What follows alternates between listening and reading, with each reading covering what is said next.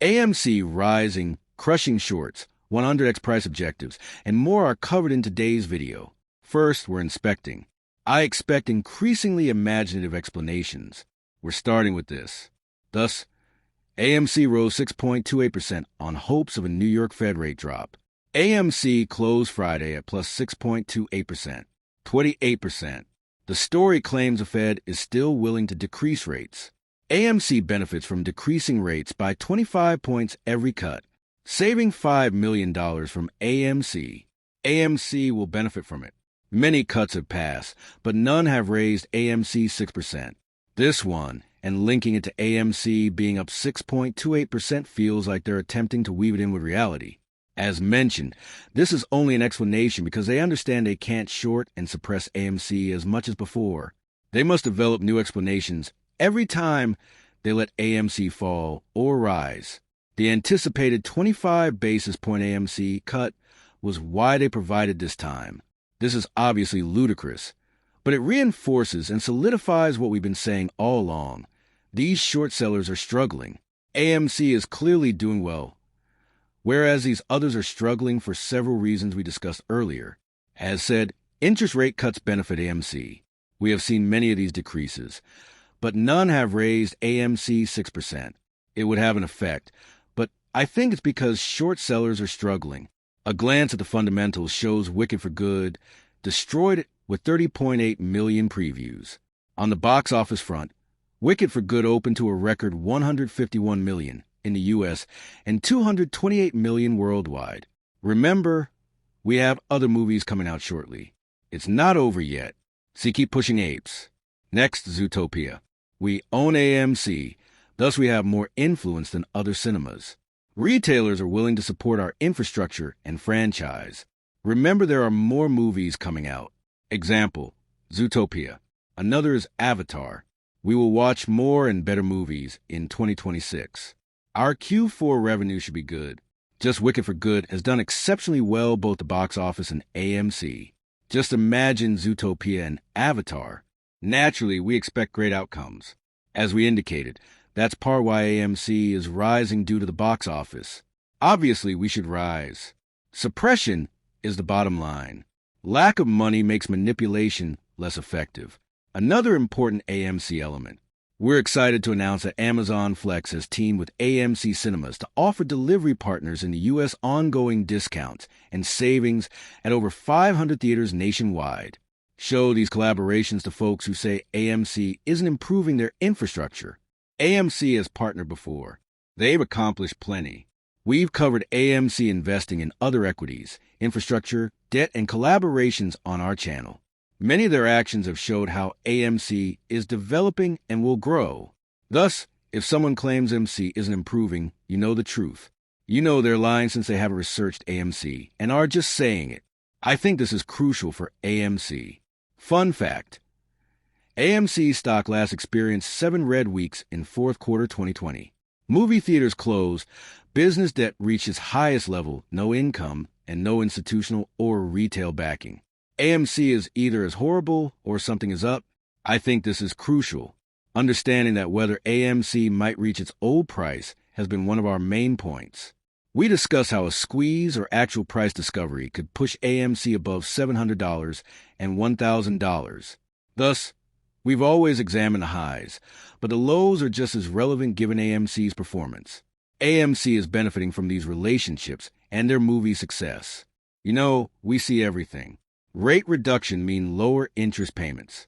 How is it that we're in the same position as when AMC was shut down due to the lockdown when movie theaters were closed and we had the biggest debt in business history? We should now realize that market fundamentals aren't enough. Neither supply nor demand does this anymore. Pure manipulation. If fundamentals count, AMC should be much higher. Theater closures shouldn't have left AMC in the same spot. You realize how stupid that is.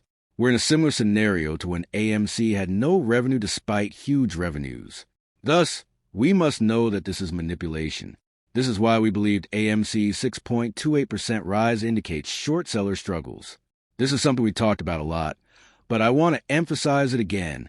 Just 555 million DTCC shares are unsettled. totaling $9.6 billion notional, with an average combined price of $872.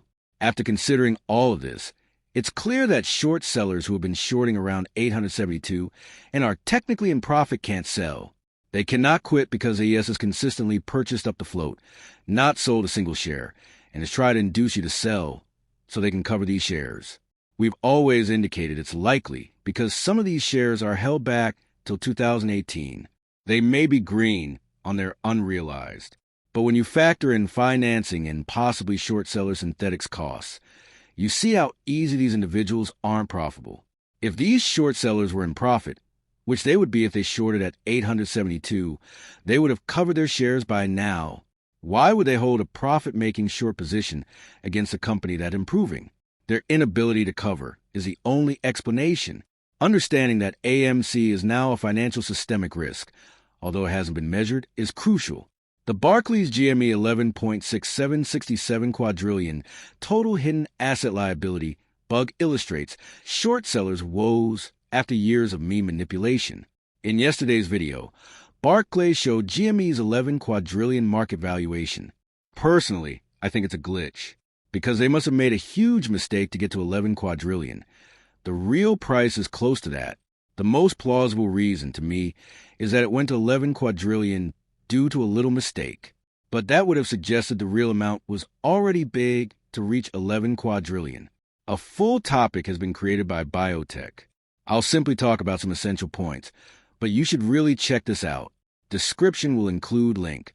A must be supported for due diligence. Biotech has always done this carefully. The first glitch is markedly presenting the 11 quadrillion market cap. This was in our prior video. The 1833 1,833% AMC short interest problem is also visible. We've seen this before. This is now common knowledge. They're usually AMC or GME issues. These become more than glitches.